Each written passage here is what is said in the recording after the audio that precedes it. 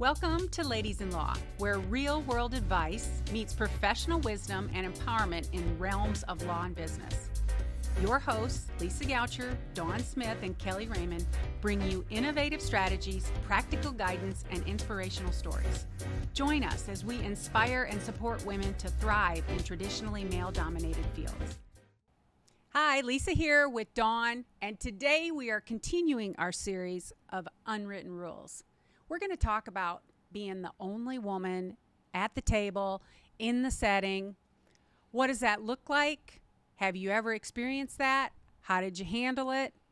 How did you feel about it years ago versus today, Dawn? Yeah, I think how you feel about it in that moment and how you feel about it now is different. So today we just wanted to talk about trying to give you some tools, some tips that you can use now as opposed to having to learn the hard way. I learned the hard way. Yeah. I was in a deposition, and it was a sexual harassment case. And the girl that was my client at the time, she was young. She was probably 22 years old. She was working for an advertising company, and she had been incredibly harassed by her boss, who was a huge, white, gross, bald man. Is it okay to say that? Yes. It's the truth. You're not disclosing the name. But she was young, and she wanted to have fun. She was just a regular girl, right? Going to parties, having a good time. And I asked her before we went into the deposition, I said, is there anything you want to tell me? And I always do this with my clients. Like, this is a safe space. Tell me now. Tell me everything now. Tell me anything that you can think of that might make you uncomfortable, anything that you did that may come up, so we can talk about it now and just plan for it. And she said, yeah, no, there's nothing. I'm like, sure, no emails, no nothing. You're good.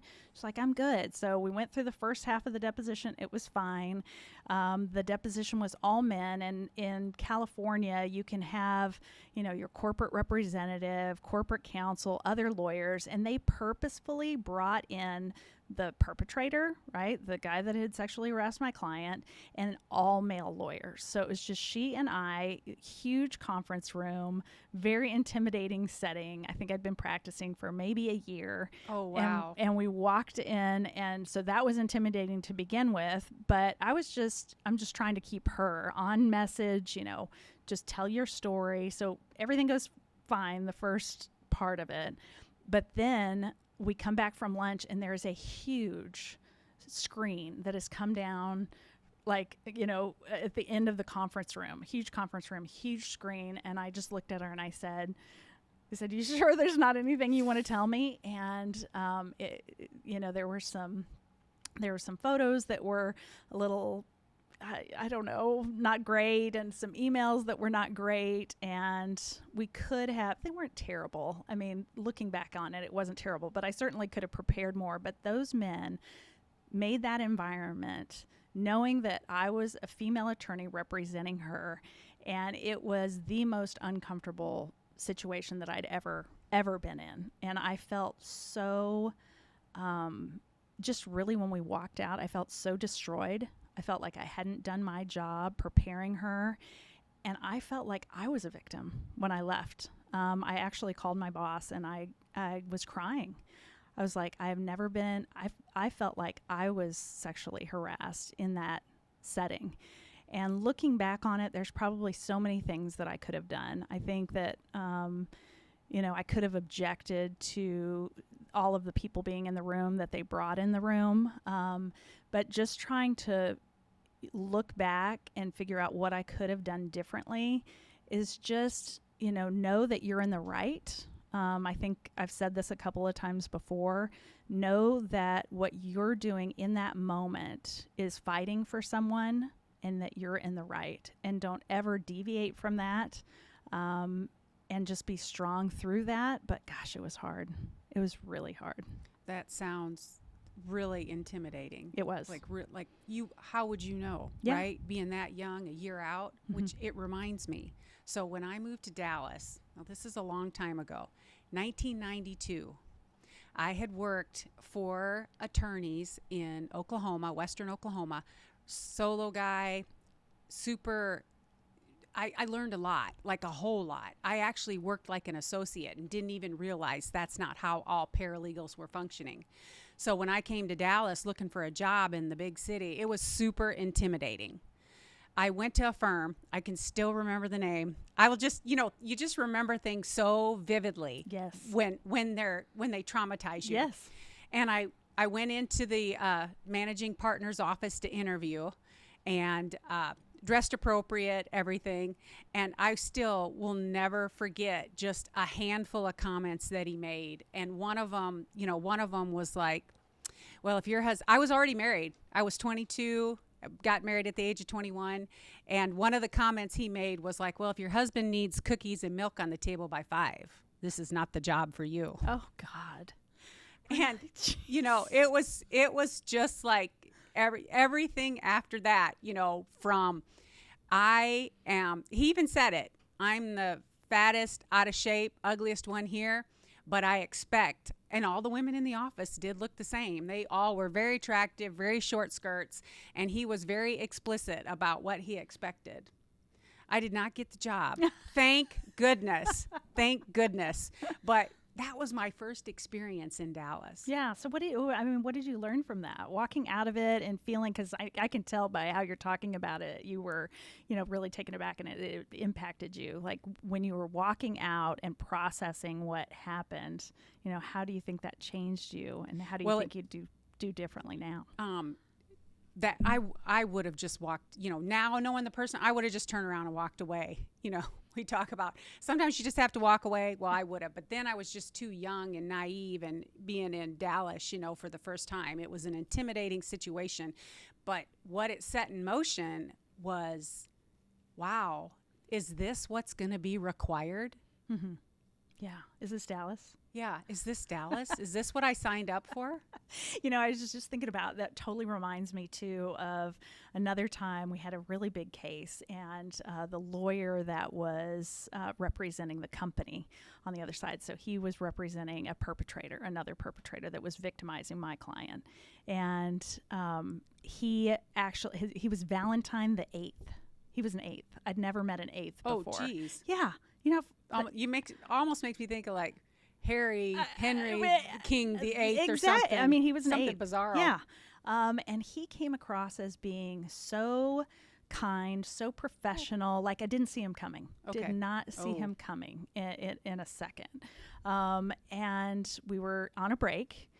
The court reporter had brought some Jolly Ranchers, and the Jolly Ranchers were sitting on the table, and I chomp on candy. I do not suck it. I chomp on it. It's gone. Easy on that clip right there. Yeah, I see a meme coming. Right, exactly. And I, grabbed a Jolly Rancher, and just like I said, I wasn't even thinking about it. Put it in my mouth, and I was chewing it, just like I would chew a piece of ice or anything like that. And this guy sitting across the table, who had been incredibly professional, that was an 8th, that worked for a huge law firm that was representing a huge company, said to me, "You know what that means, don't you?" And I was like, there's like an unwritten thing about chomping on candy or chomping on ice that I don't know, it's some sort of a sexual innuendo. And I don't even think I knew exactly what it meant, but I knew that there was a sexual undertone to that. And I'm telling you, that totally threw me off my game. I did not object as much for the rest of the deposition.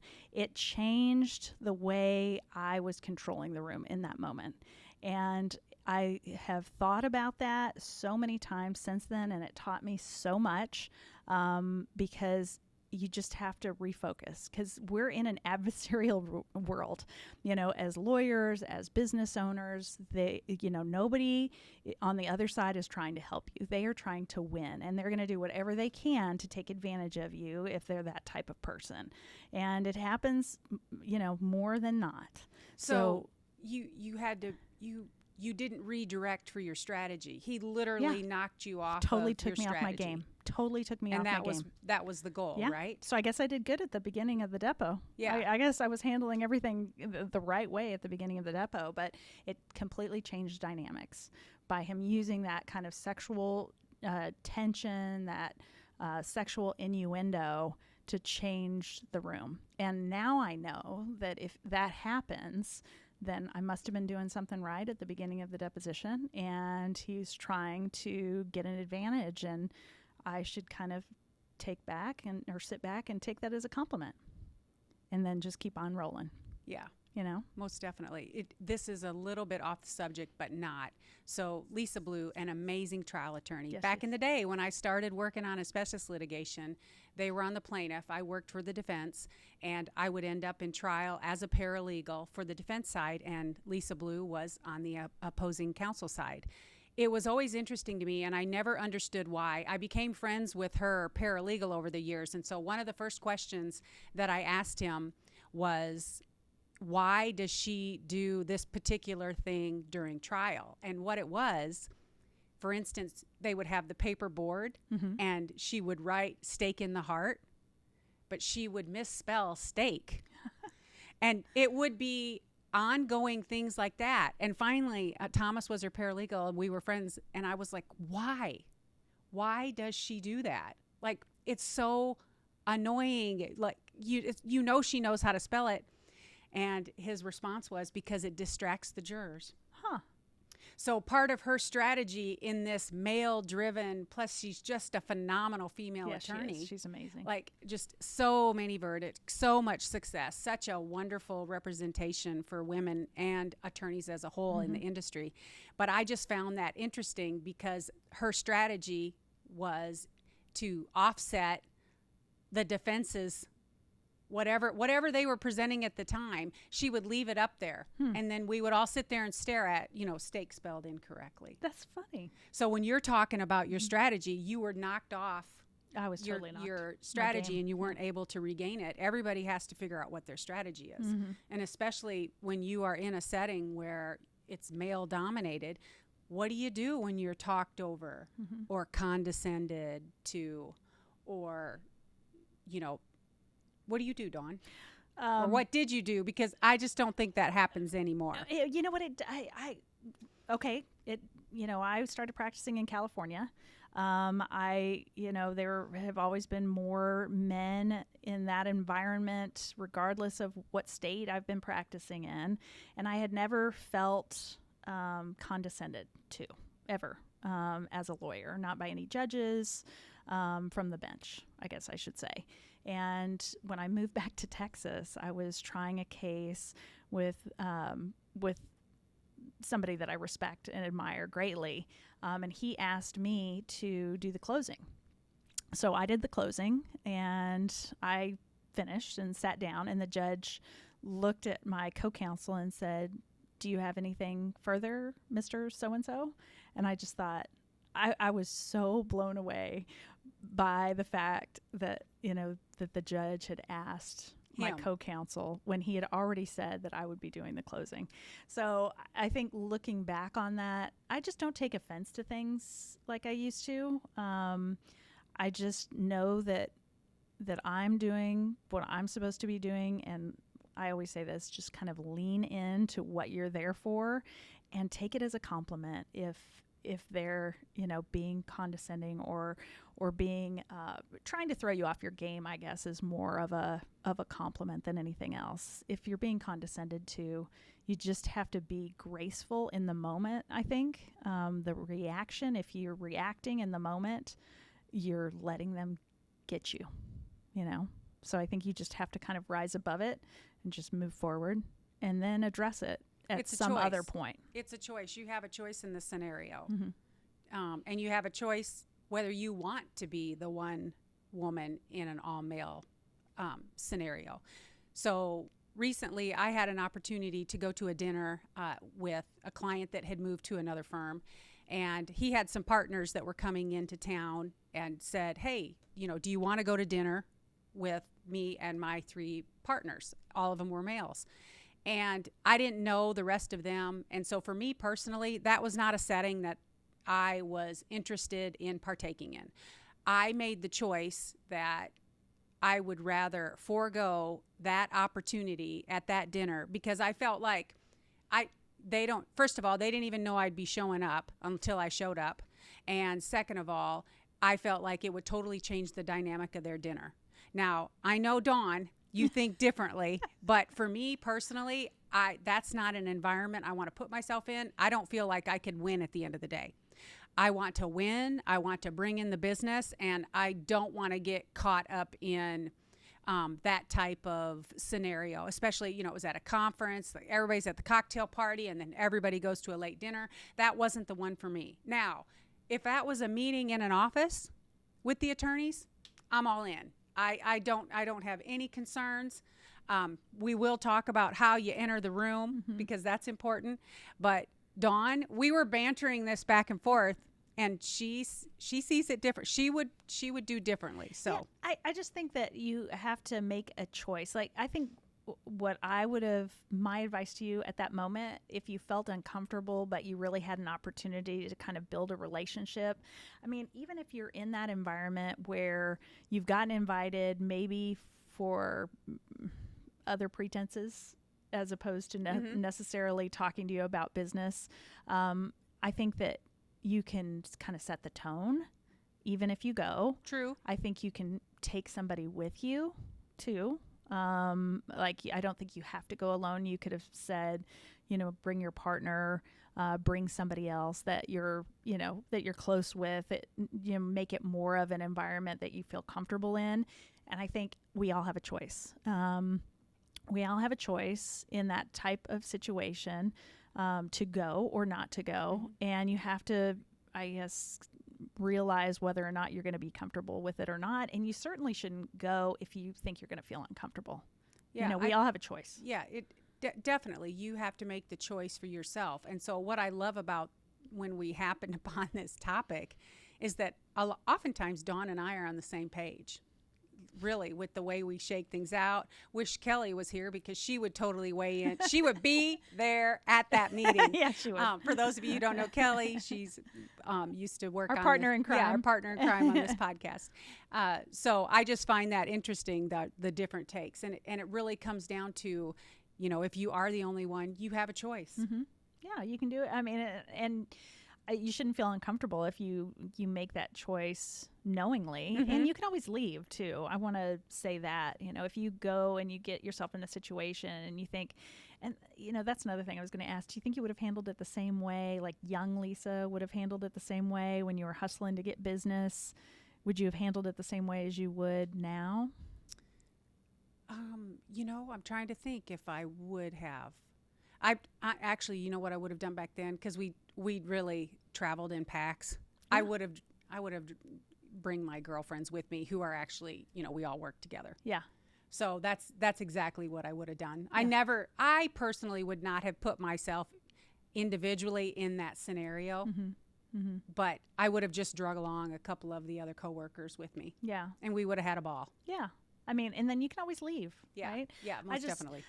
I don't know. I think that there's so many stereotypes, and as long as you're carrying yourself in a certain way, I mean, you can brush stuff off when things are inappropriate. I think you have to stand up for yourself, and I don't know, using humor. I use humor a lot to kind of redirect things in good, bad, uncomfortable situations. I think that there's so many opportunities that you have when you're in a room to be able to control the conversation by using all kinds of different methods.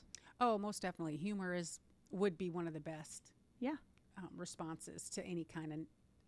It actually puts people in their place. Yeah, it does. Lightens the mode. It does. Or silence. Or the 7 seconds of silence. I mean, you can be a certain way and convey a certain strength without necessarily missing out on an opportunity, I think. Or slamming the scenario, or, handling it negatively. Yeah, exactly. Yeah. Exactly. Yeah. Well, I mean, doesn't that kind of go along with how you present in a certain situation by, how you walk into a room? Oh, most definitely. Yeah. So if you're, how do you envision walking into a room? I just think, I think of, what is the soccer show? Ted Lasso. Oh, yes. Ted Lasso, my favorite actress in that show. She's the owner of the team. Yes. I love her. What is her name? She's an actress from Britain, and she's incredible. I love her. But she has this thing, and I think you did this one time, but she actually, in one of the episodes, she was trying to get herself ready for this, big meeting that she was going into, and she went into the bathroom, and she like raises her arms and just just loud just to get herself ready. I mean, I think depending on the environment that you're walking into, you have to just really prepare yourself in any way that you can to feel confident, to feel comfortable, and just feel relaxed. I think that's the hardest part when you're going into a situation that you're unfamiliar with, and you have a big goal that you're trying to accomplish. You just have to really reset by just bringing that energy.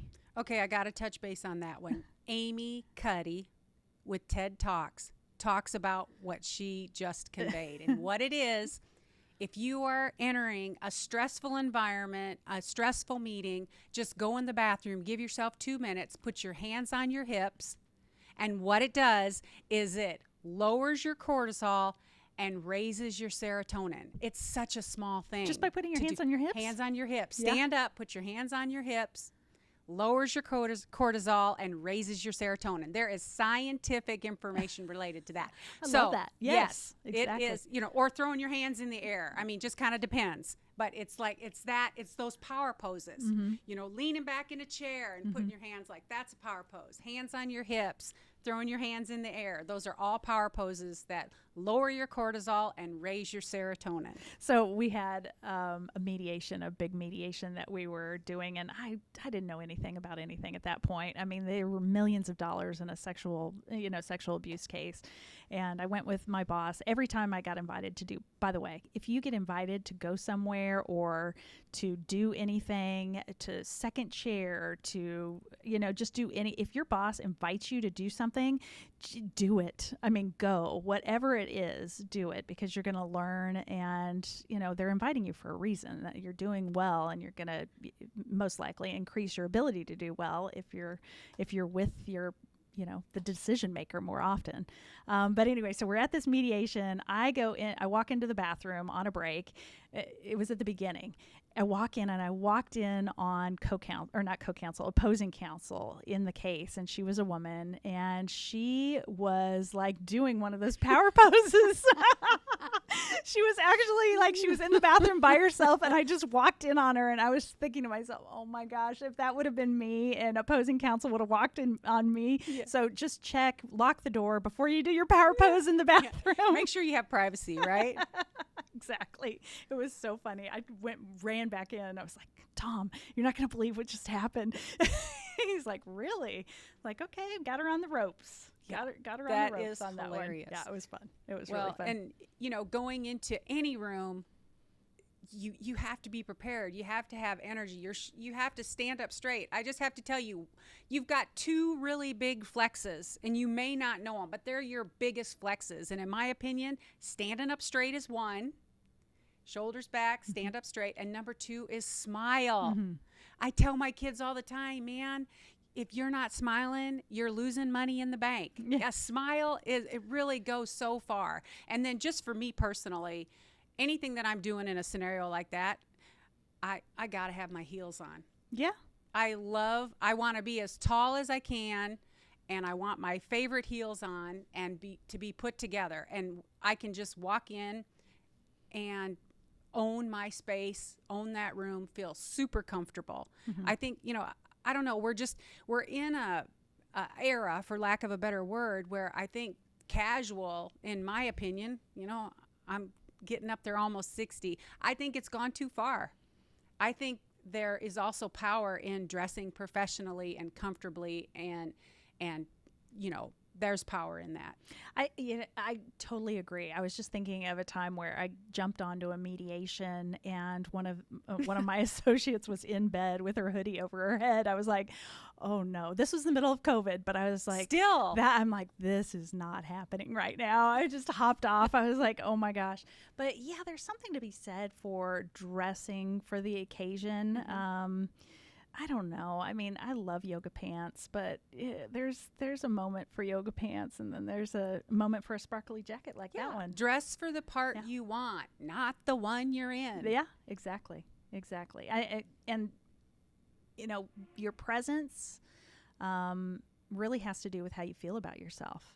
It does. Right. So if you're doing, you know, things to make sure you feel like you look good when you walk into that room, you're going to feel better in the moments that transpire in the room, you know.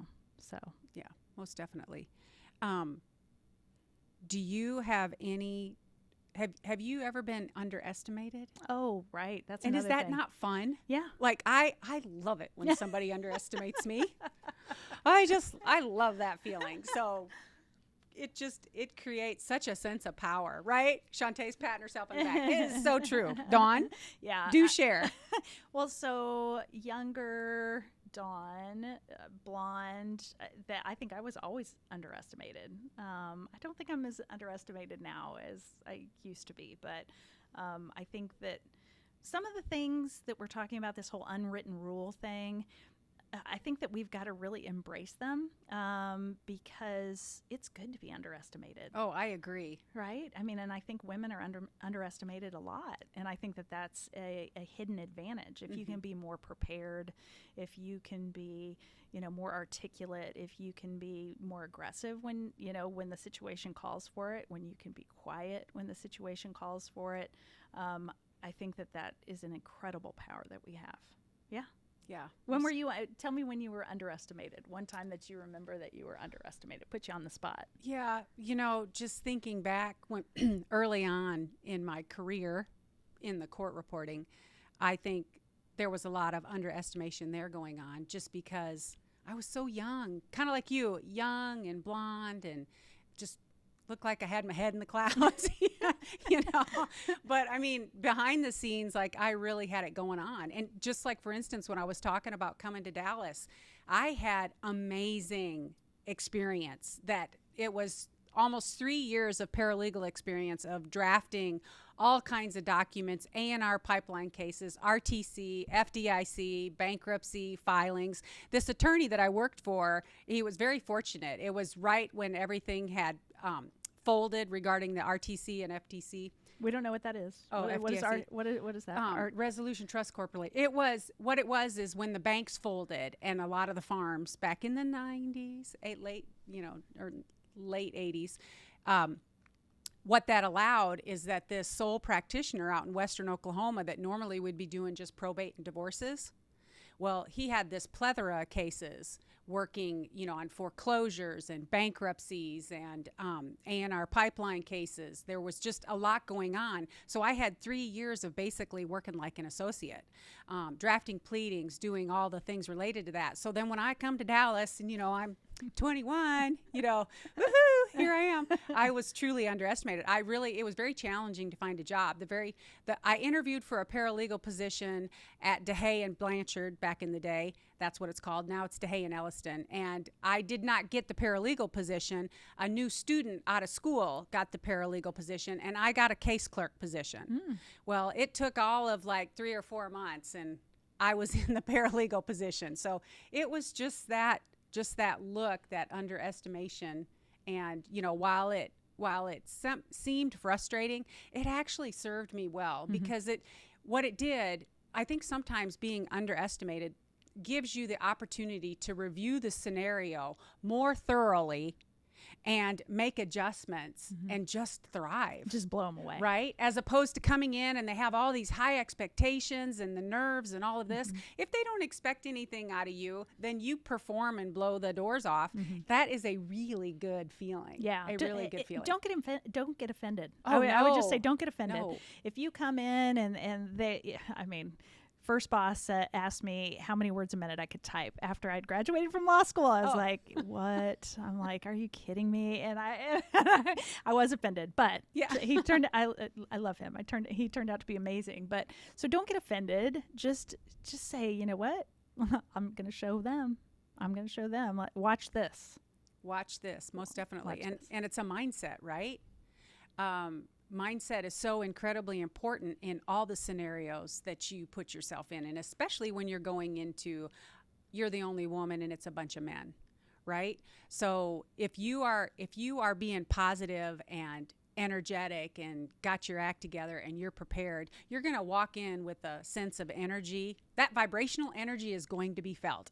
I don't know if you believe in all that, but I feel like there's a lot of energy off of people. I can be next to somebody that I'm like, wow, I am clicking. This works really well. Or you can be next to somebody that is like, oh, a Debbie Downer. Yeah, sucking the life out of you. Yeah.